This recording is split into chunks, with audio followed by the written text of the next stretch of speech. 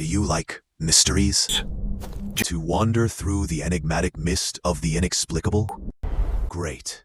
I'm Merc, and here you'll find what you're looking for. Welcome to my domains. The truth dissolves into the mist.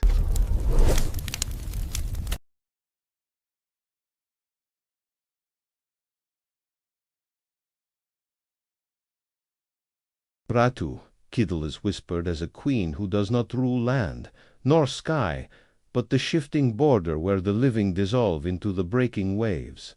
Her name moves through Indonesia as quietly as the tide, yet with the same ancient force. People lowered their voices when speaking of her. Fishermen refuse to tempt her currents. Travelers feel an unexplainable pull when the ocean darkens in unnatural shades of green. You, watching this now, might feel it too, the sensation that something old and aware is listening from just beyond the surface. Stories say that Ratu Kidul was once human, a powerful woman betrayed by those who feared her. Her exile, her suffering and her death in the waters forged her into a spectral sovereign of the southern sea. Whether she became a guardian, a judge, or a predator, no one can agree. Yet everyone agrees on one thing. The ocean that carries her name behaves like a living entity. Those who enter her domain describe sudden shifts in the wind, currents that bend against logic, and waves that rise without warning. Seasoned sailors fear the stretch of water between Java and Bali, where compasses malfunction and ships vanish in calm weather. Coastal villagers swear that the ocean glows at certain nights, a cold emerald light moving beneath the water as if a presence is patrolling its territory. Legends describe Ratu Kidul as eternally bound to a king, a spiritual union that anchors her influence to both land and sea. Some chronicle her as a divine protector of the Javanese kingdom. Others portray her as the mother of storms, pulling those who disrespect her into the depths. But beyond myth, something else stands out.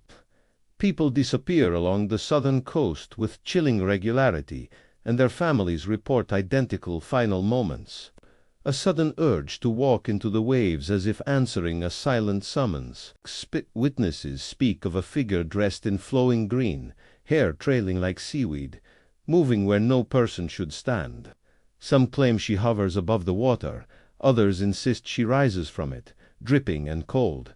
No one ever sees her face clearly. Those who try to look too long feel disoriented, as if time slows, and their senses detach from their bodies, an invisible tide pulling their awareness downward. Tourists, unfamiliar with local customs, sometimes mock the warnings. They walk the beaches wearing green, the color said to belong exclusively to Ratu Kidul. Those are the visitors who vanish most often, swallowed by waves that appear normal until the exact moment they aren't. Survivors describe the same haunting phenomenon. Moments before the sea strikes, they hear a woman calling their name. Although the stories feel supernatural, the surrounding region hides real physical anomalies. Sudden whirlpools form without seismic activity. Large bubbles of unknown gas erupt from deep underwater trenches, releasing a sound eerily similar to a woman's cry. The local marine fauna behaves unpredictably. Schools of fish flee the coastline as if chased by something unseen. Some nights, the ocean becomes completely silent, an unnatural stillness spreading like a warning. Folklorists attempt to categorize Ratu Kidul as just another cultural spirit, but the consistency of sightings, the geological oddities and the historical records stretching back centuries suggest something more complex. Her legend grows because something interacts with the land, the people and the sea. Whether it is an intelligence shaped by nature or a presence shaped by tragedy, no one can say, but patterns continue to emerge.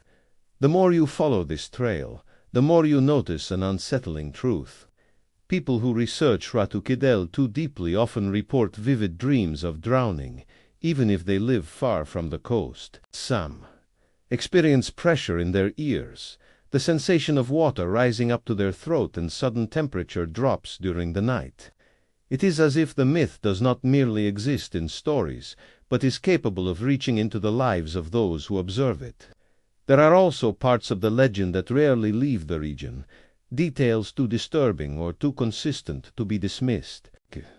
These are accounts of individuals found unconscious near the shore, their skin stained with a thin layer of green residue that cannot be identified. Others return from near drowning with no memory of what happened, except the overwhelming certainty that someone was holding their hand beneath the water. Even more chilling are testimonies from experienced divers who venture near the underwater cliffs.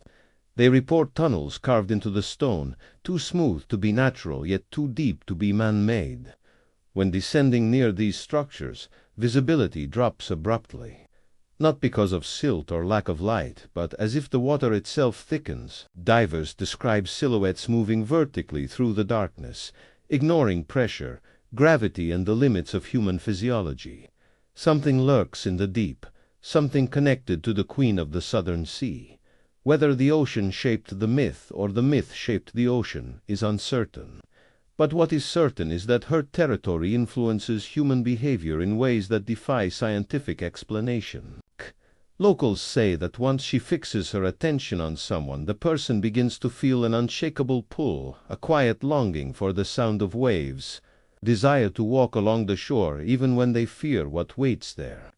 This influence grows stronger during certain lunar phases.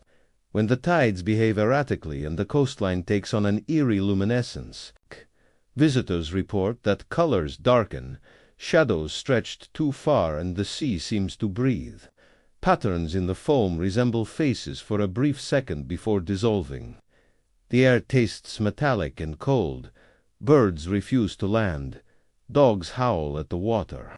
And those who stay long enough feel watched from below, as if an intelligence older than civilization itself is evaluating them. Those who investigate the myth often begin by analyzing patterns in the disappearances. They look at tide charts, wind pressure, and geological activity, searching for rational explanations. Yet the deeper they dig, the more contradictions appear. Several cases occurred on days with no waves, no storms, no dangerous currents. Witnesses described victims walking directly into calm water as if sleepwalking. Their footprints in the sand ended abruptly, as though the ocean lifted them rather than pulled them. Authorities attribute these events to accidents, but locals refuse to accept that. They speak of a pact woven into the land itself, an understanding that the ocean claims what it wants without warning. For them, Ratu Kidul is neither purely benevolent nor malevolent. She is balance. She is consequence. She responds when harmony is broken or when her presence is provoked. And in recent decades her activity appears to have increased. Fishermen report seeing green mist rising from the surface, spreading in thin sheets before dissolving. Boats entering this haze lose all radio communication, as if the atmosphere itself absorbs sound waves. Some vessels return hours later with the crew in a daze, unable to recall what happened. Others drift back empty, with no signs of struggle. No signs of panic, and no logical explanation for the abandonment. Scientists deployed sensors to measure underwater vibration patterns in her domain. What they recorded was unexpected, rhythmic pulses that resembled a heartbeat. Each pulse reverberated through the equipment at intervals too precise to be random. The sound was low, dense, and carried a biological signature that did not match any known marine creature. When a second expedition attempted to replicate the results, their instruments malfunctioned entirely. The data corrupted. The audio warped. Microphones picked up faint whispers instead of frequencies. The region's history offers no comfort. Ancient stone carvings depict a woman emerging from waves, arms extended, accompanied by patterns resembling whirlpools or portals. Some carvings show her leading the spirits of the dead across a watery threshold. Others portray her with hair flowing upward, as if gravity did not apply underwater. These images appear in multiple sites separated by distance and culture, suggesting a shared belief long before the rise of modern kingdoms. Travelers who visit the southern coast sometimes notice a strange phenomenon. At certain hours of dusk, the horizon bends slightly downward.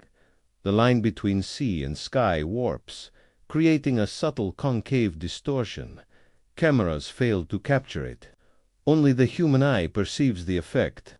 Those who see it describe a surge of pressure in their chest, as if the ocean is drawing breath.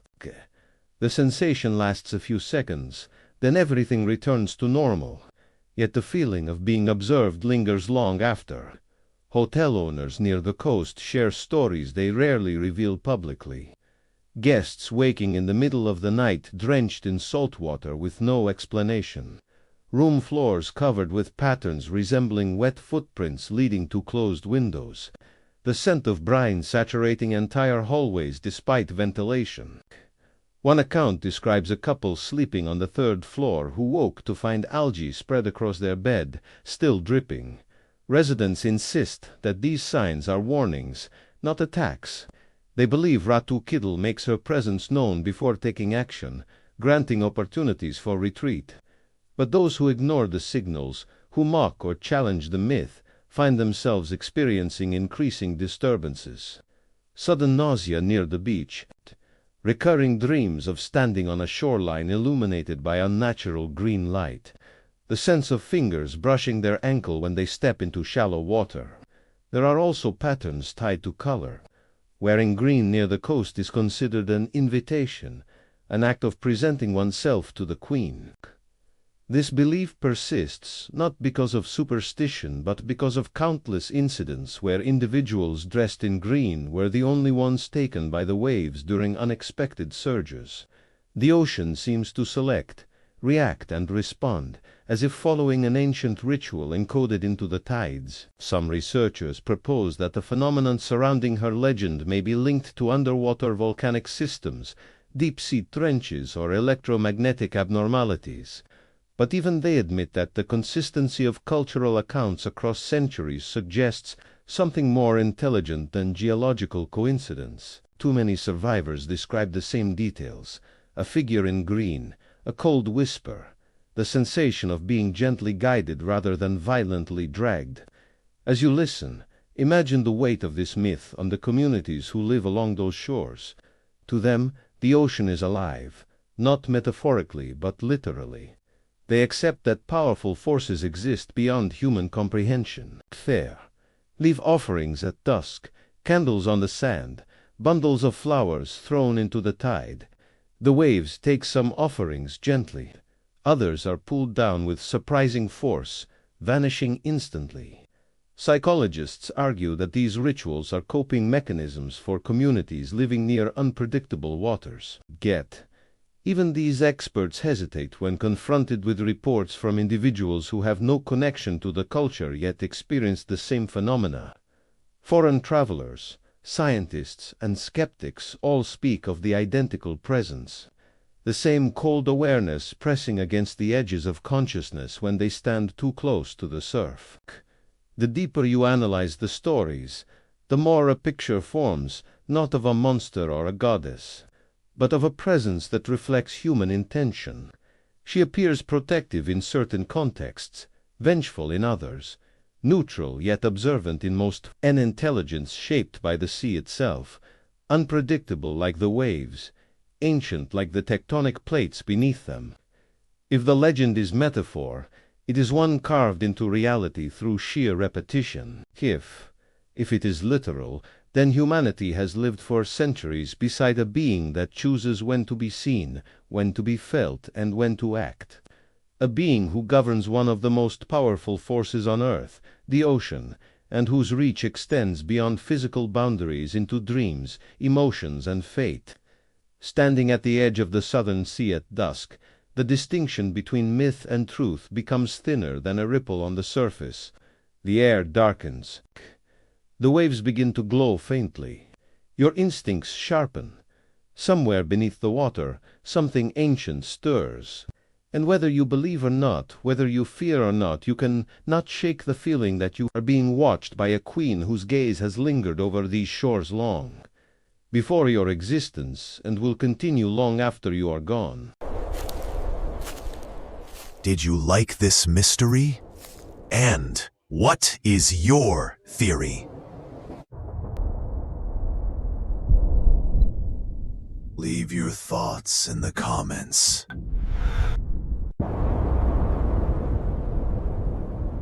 And if you enjoyed it, then like and share. I'm Merc, and I'll be waiting for you in the next mystery.